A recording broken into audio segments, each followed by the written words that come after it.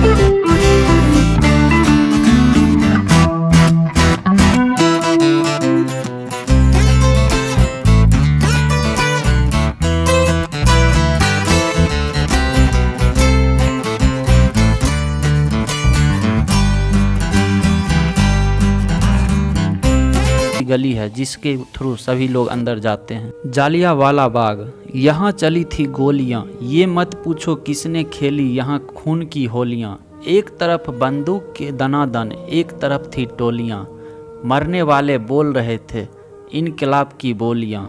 यहाँ लगा दी बहनों ने भी बाजी अपने जान की, इस मिट्टी से तिलक करो ये धरती है बलिदान की। अब मैं जालियांवाला बाग के अंदर आ चुका हूँ। जालियांवाला बाग को समझने के लिए हम लोगों को जाना होगा 104 साल पीछे। दिन था 13 अप्रैल 1919, बैसाखी का त्यौहार, जिसे पंजाबी लोग बहुत ही बड़े धूमधाम से मनाते हैं। दरअसल इस नरसंहार की शुरुआत रॉलेट एक्ट के साथ शुरू हुई थी, जो 1919 में ब्रिटिश सरकार द्वारा भारत में उभर रहे राष्ट्रीय आंदोलन को कुचलने के उद्देश्य से तैयार किया गया था। इस एक्ट को जालियांवाला बाग की घटना से करीब 1 महीना पूर्व 8 मार्च को ब्रिटिश हुकूमत ने शुरू किया था। इस अधिनियम को लेकर पंजाब सहित पूरे भारत में विरोध शुरू हुआ। विरोध प्रदर्शन के लिए अमृतसर में जालियांवाला बाग में प्रदर्शनकारियों का एक समूह इकट्ठा हुआ। ये एक सार्वजनिक बाग है जहां रॉलेट एक्ट के खिलाफ शांति से विरोध किया जा रहा था। इस विरोध प्रदर्शन में पुरुष महिलाओं के साथ बच्चे भी मौजूद थे। तभी जनरल डायर के नेतृत्व में सैनिकों ने जालियांवाला बाग में प्रवेश किया और एकमात्र निकासी द्वार को बंद कर दिया गया। इसके बाद डायर ने सैनिकों को वहां मौजूद निहत्थे लोगों पर अंधाधुंध गोलियां चलाने का आदेश दे दिया। कहा जाता है कि ये गोलीबारी तब तक जारी रही जब तक कि सैनिकों को गोले बारूद खत्म न हो गए। इस घटना में कितने लोग शहीद हुए इसका आज तक पता नहीं चला, लेकिन माना जाता है करीब 400 से 1000 लोग मारे गए और 1200 से अधिक घायल हुए। यहाँ देखिए, अब हम लोग कुआं के पास आ चुके हैं, जिस कुआं में अंग्रेजों से बचने के लिए कई लोग कूदकर अपनी जान दे दिए। माना जाता है इस कुआं में 120 शहीदों की लाश निकाली गई थी। आइए अब हम लोग थोड़ा जान लेते हैं रॉलेट एक्ट क्या था जिसके वजह से इतना खून खराबा हुआ। रॉलेट एक्ट, इसके जरिए ब्रिटिश सरकार को भारतीयों को बिना मुकदमा चलाए 2 साल तक जेल में बंद रखने का अधिकार मिल गया था।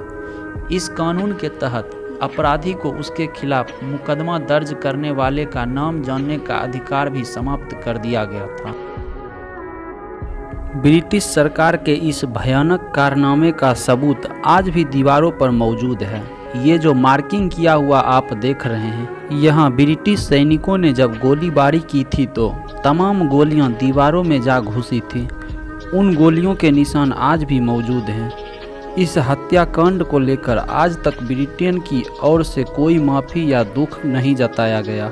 जालियांवाला बाग में घटी इस घटना को आज पूरे 104 साल बीत चुके हैं, लेकिन आज भी इसके जख्म ताज़ा से लगते हैं। इतने सालों बाद भी यहाँ जाने पर आपकी रूह कांप जाएगी। इस दर्दनाक और दुख से भरे दिन को भारत के इतिहास की काली घटना के रूप में याद किया जाता है। भारत के आज़ादी की वो घटना है जिसके बारे में सोचने पर भी रूह कांप जाती है। यहाँ पर कई गैलरी भी बनाए गए हैं जिसमें पुरानी यादों को ताज़ा किया जाता है।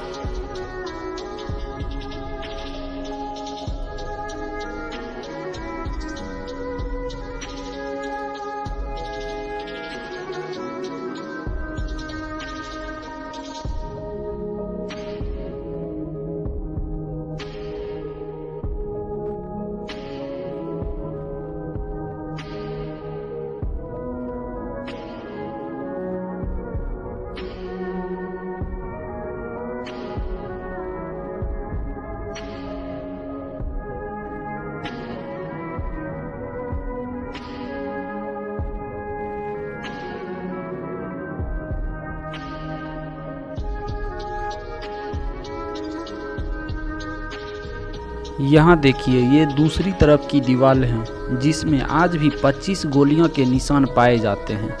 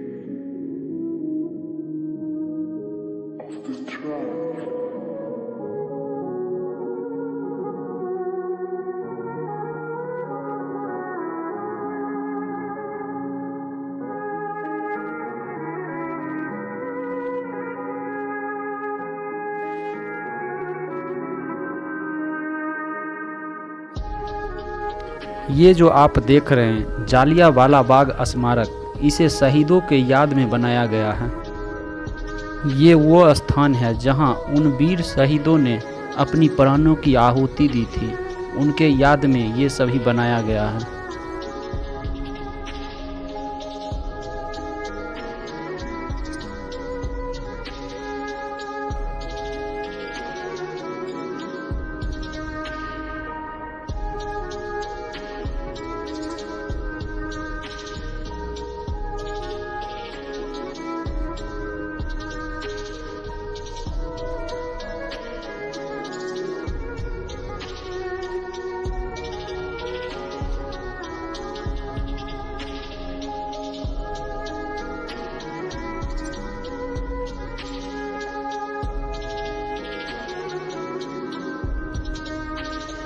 यहाँ पर वीडियो के माध्यम से भी दिखाया जाता है जालियांवाला बाग हत्याकांड को किस प्रकार से अपने अंजाम तक पहुँचाया गया था और भारत देश को कैसे आज़ाद करवाया गया।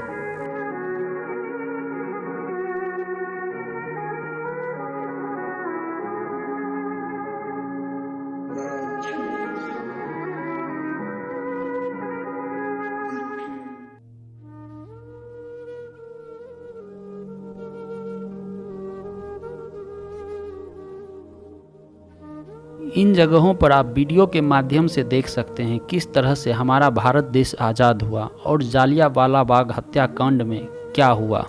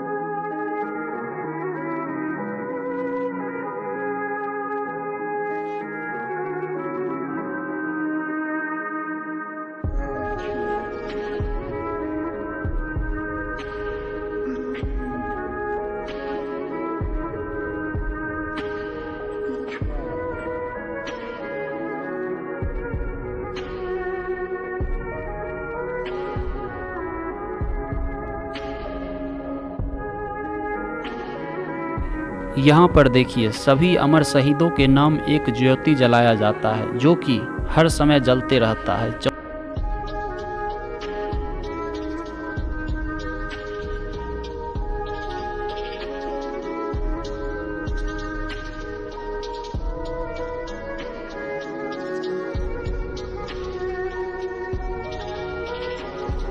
इस जगह भी गैलरी के थ्रू हम लोगों को दिखाया गया है सभी अमर शहीदों का नाम।